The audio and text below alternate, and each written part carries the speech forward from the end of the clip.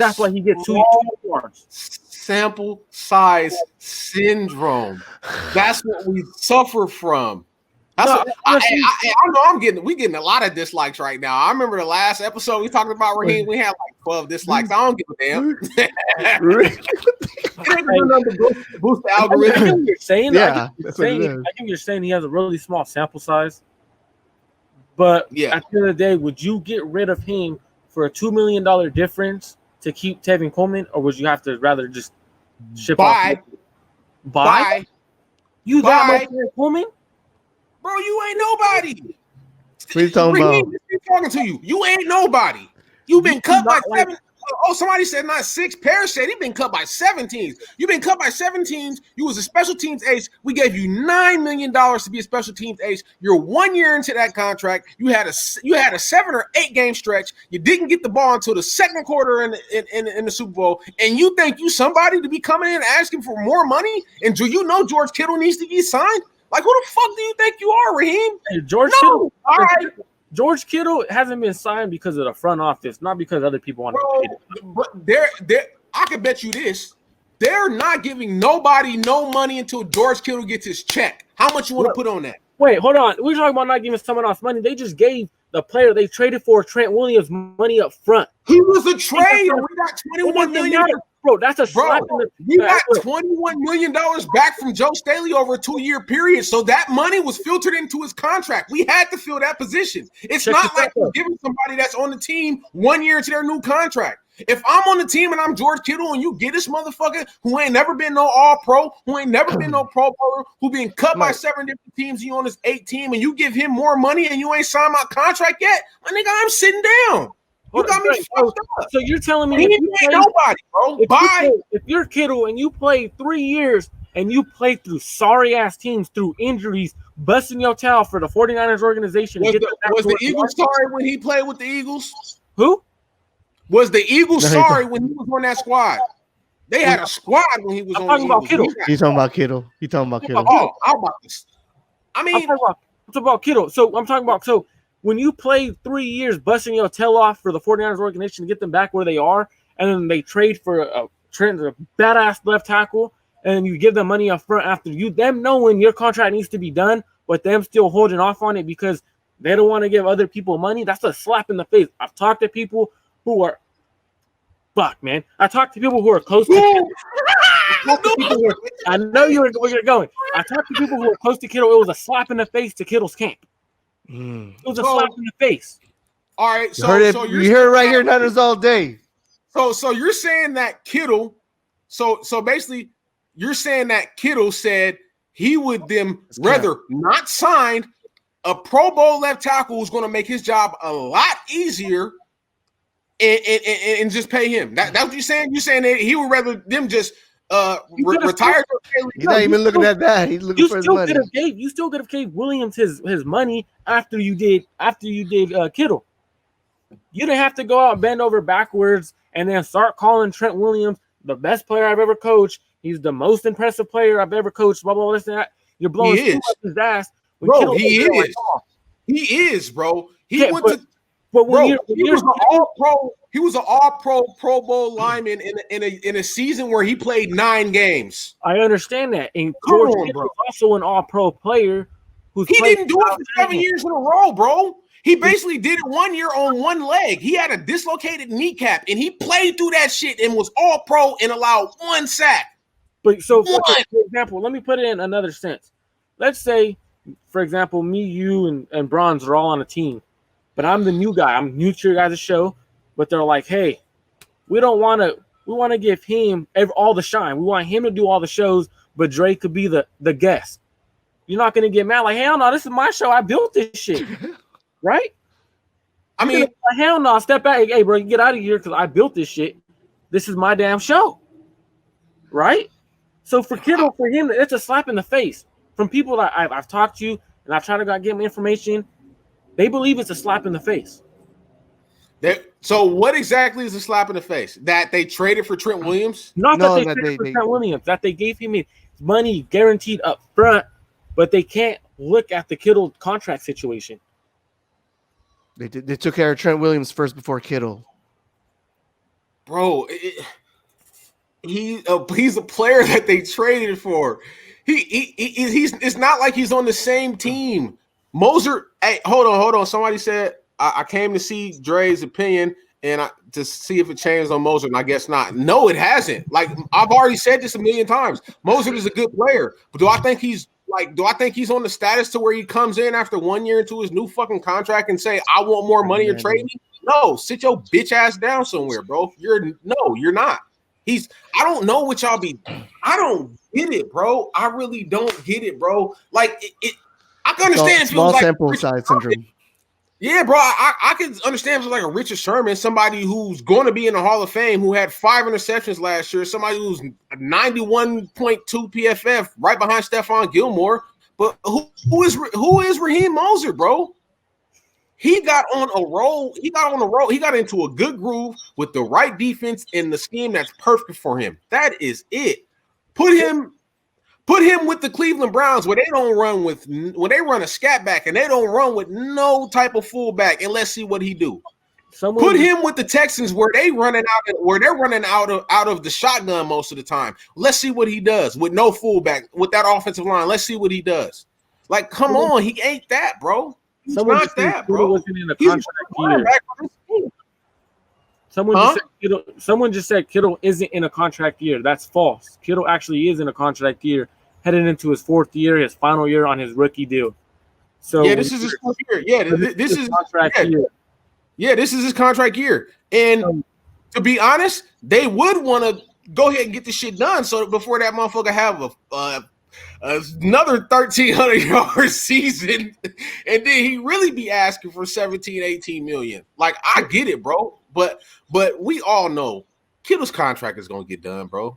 We know that. Do we really know that?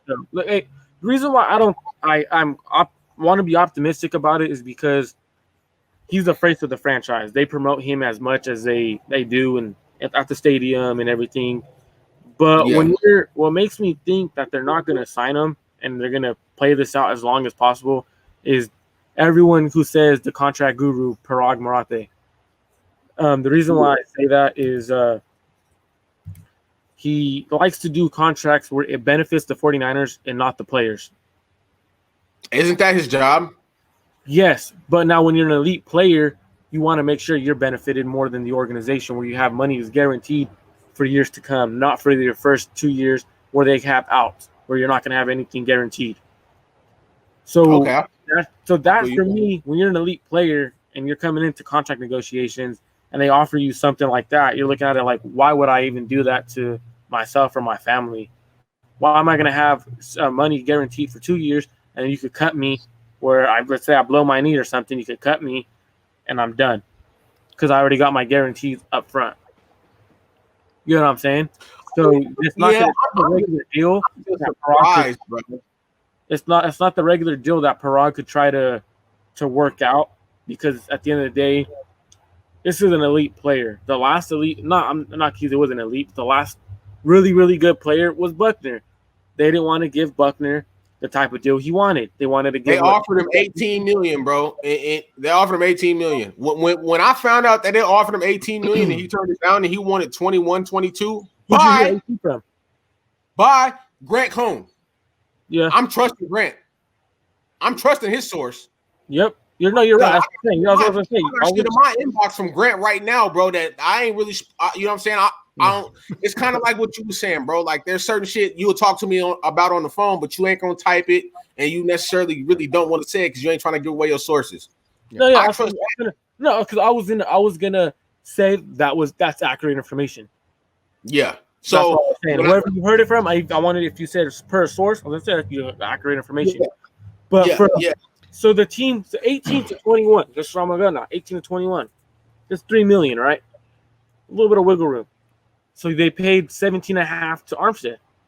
Mm-hmm. So Buckner is only $500,000 better than Armstead. No. Yeah, because he could only play 3 technique and he can't play defensive end like Armstead. He can play DN just as good as Armstead, if not better. Bro, how many snaps last year did DeForest Buckner play on the edge last year? They didn't ask him to do it. They didn't ask him. He could. Why do you think they didn't ask him to do it? because he could do it. They've even said the previous year. If you can do something and it maximizes your potential and it helps the team, they're not going to ask you to do it. They're not. I know this. I know that Armstead played 50%, like damn near 50% of his snaps on the edge, and the rest were at the 3 technique. I know that. DeForest Buckner never play. I can guarantee you DeForest Buckner ain't played more than 20% of his snaps at the edge. Maybe not even 15. Okay, in camp, was it last year or the year before? He was taking reps as defensive end. Defensive end, because they said that we believe he could be a defensive end in our system. He already had outplayed his contract. They knew he was going to take a big contract. So now if you have him lining up inside and outside, inside and outside, there's no way you're going to come close to a deal. You said earlier that you feel the Jets play Jamal Adams in the box so they don't have to pay him as much as they would if he's playing free safety and moving him around. Similar situation to DeForest Buckner. If you have him moving around, his contract's going to be a lot higher than what they thought it was going to be. Oh, so you just gassed me. So now, you got me there. I ain't got no argument. So now when you have Buckner moving outside when he could do it just as good as Armstead and moving him back inside better than Armstead, then you're looking at like, damn, I can't do that because now his value is a lot higher than it is. Okay, but let's look at this. We were a Super Bowl team last year. The Jets weren't. So they know they're not even going to the playoffs and they're damn sure not going to the Super Bowl. Why wouldn't the Super Bowl team play DeForest Buckner on the edge if they know it's going to help us? Like I said, they wanted to keep him. John Lynch has previously said, I really like DeForest Buckner. He has said, I really like DeForest Buckner. We want to keep him long term. We know we're going to have to pay him a lot of money when his contract comes. And $18 million is a lot of money a year. It's a lot. It's a lot of money. Like this. He wanted more. He wanted Aaron Donald money. Aaron Donald got $20 million a year. Do you really think I'm a fucking – and he could play up and down the line. Do you think I'm going to pay DeForest fucking Buckner $22 million a year? Hell no, bro. So you're saying – so you said is DeForest Buckner only $500,000 better than Armstead? I say no, because Armstead had 10 sacks on a better defensive line, and Buckner had 7.5. Yeah, they Buckner had 7.5. Buckner had 7.5, but he's double more than Armstead. Okay, now let's say this. Is DeForest Buckner $2 million more than Aaron Donald? Is he better than money wise? No. But when you're getting contract extensions, the way the contracts work is you're gonna one up that person even if you're not better than him, and that's how it works. No matter what, they keep one upping each other even if you're not better. But bro, we can't say that. We can't say that for Buckner and Armstead, and then not say that for Buckner and Aaron Donald because they play the same position. Chris Jones just won up Donald. Is he better? No. Oh, Chris Jones got guaranteed $60 million. He's not making over 20 a year, bro. He's making 21 a year on his contract. Huh? He averages out to 21 a year. His contract, it does 21 a year, something like that. Bronze, what is Aaron Donald's contract? I'm looking it up. Let's go, bro. Chris Jones' new contract.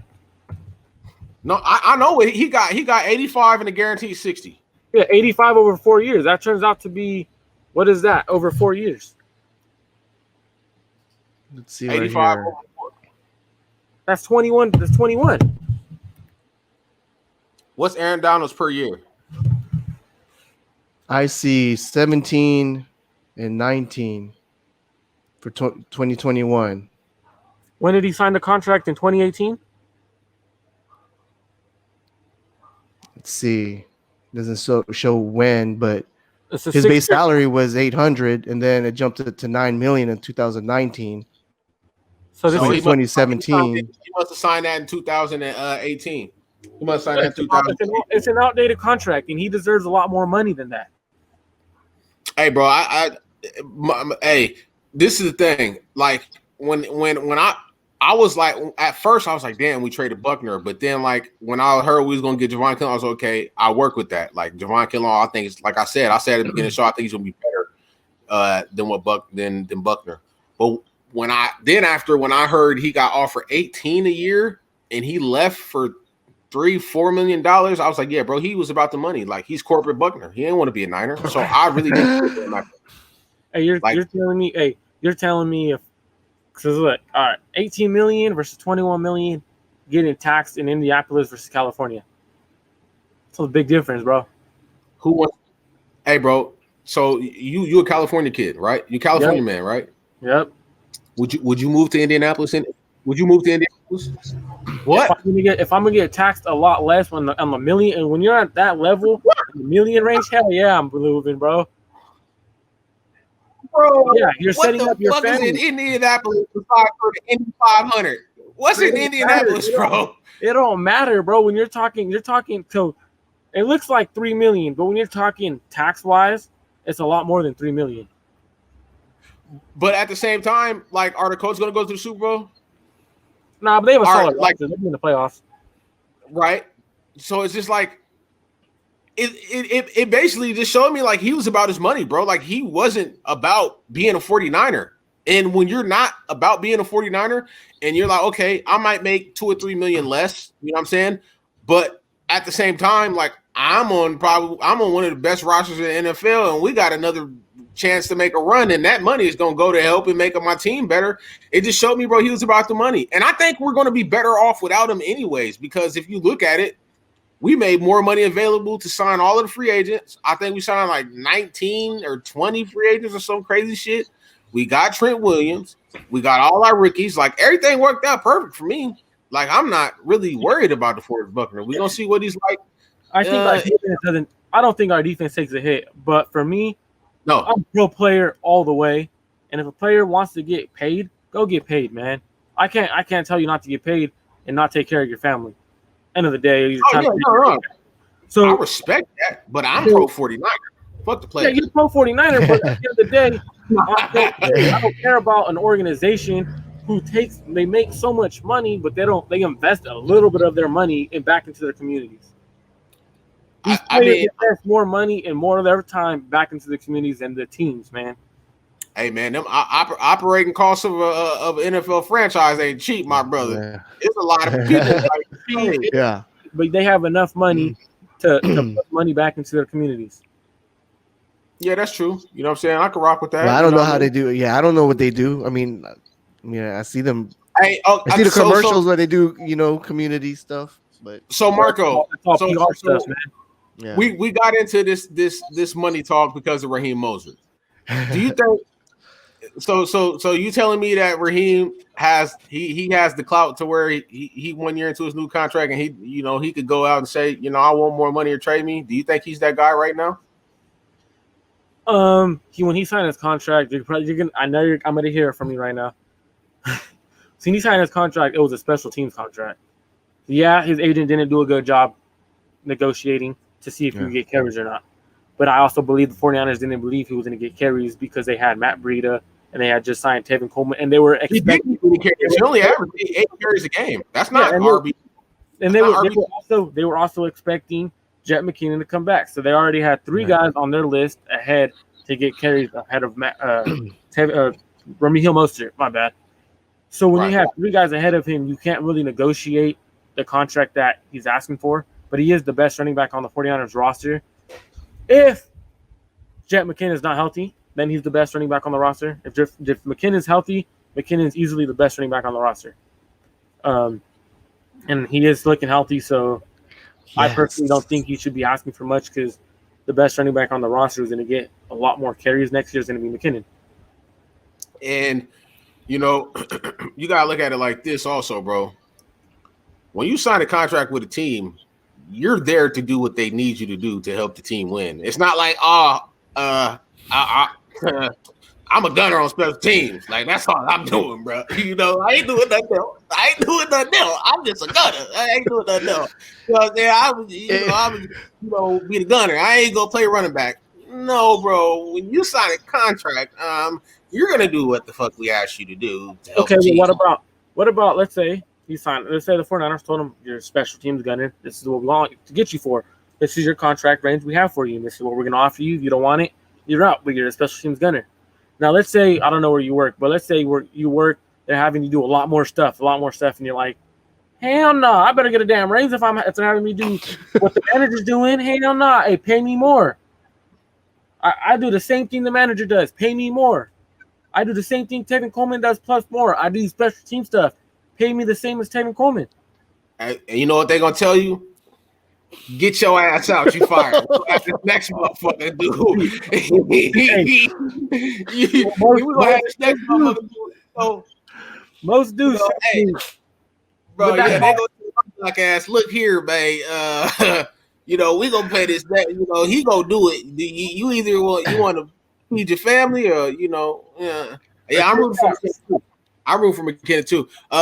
Man, I just think it rubbed me the wrong way, bro. Like, it did. It rubbed everyone the wrong way because we come off a Super Bowl run. This is what a Super Bowl hangover is. It's really what a Super Bowl hangover is. You start having players who are like, I hope let's get to the Super Bowl. I need a little bit more cash in my pocket. I need a little bit more. All players want money, man. At the end of the day, they always say. Well, that's the thing. It's like you have Mostert like asking for a little money, then you're gonna have another player, and all of a sudden, like, oh man, I'm strapped. He's trying to set that precedent to where everybody gonna refer back to Raheem. Well, when he asked for money, y'all gave it to him. Nah, we ain't doing that, bro. No, they might not do it. They might not do it. To be honest with you, but I bet Raheem Mostert. I bet he's not getting any more money, and if he has a $250,000 game bonus, which means if he's on the active roster, he's making $250,000. That means every 3 games, bro, you bringing in $1 million. I mean, that's not how his contract works. I actually thought it worked like that, but it's actually different. It's not per game. So I thought it was like that. What the hell was David Lombardi talking about then? What was that? What the hell was David Lombardi talking about then? No, he tweeted that on. It's something different because when I was looking at it, it's the wording's weird, man. I was trying to read it. I don't think it's 250,000 per game. Oh, right now. Yeah, so right here, his contract is worth blah blah blah blah, and in 2020, up to 250,000 per game. So it's $17,000 per game active. So up to 250,000. So it's not. He can't reach that million like we actually think he can. If I could share my screen, I would show it to you guys. Yeah, you can. I think you could share it. Yeah, but so right here, it shows. See where I highlighted it? It says in 2020 and 250 blah blah in 2021. Man, you know what? If he would have, but I think he would have got paid more if he would have just played another year. Niners would have hooked him up. But since he kind of like asked too early, kind of rubbed him the wrong way, and he kind of dug him, a hole for himself. I thought it was the same way. I thought he could get $250 per game, but it's actually $17,000 per game. So it's up to $250,000. But I'm just saying though, if you getting $3 million a year, they can't. It's not like they could say, yeah, we only gonna give you 75,000. No, bro. If I'm on the active roster and I can get up to $250 a game, you're gonna get your full check. Yeah, they have to pay you all your money per. You know what I'm saying? So, I think if you up to 250. It says up to 250, but it's 17,000 per game active is what he signed. So they're not gonna give him 250,000 per game. I could be wrong. Some other incentives then. Yeah, the way it's worded. But I mean, end of the day, I think Raheem Mostert stays on the roster and he plays with the 49ers next year. He ain't got no choice. I mean, what you gonna do? You gonna miss out your game, bro? Like you ain't getting no. He has no leverage really. If they trade him, it's gonna be for a 5th or 6th if they trade him. I mean, we got a 5th for Matt Breida. Shit, we can get at least a 3rd or 4th for Mostert. Bro, Matt Breida had a problem, was inactive for the last couple games. When a player asks for a trade, his trade value goes down. Oh yeah. Okay. So you're not getting the 30 you want.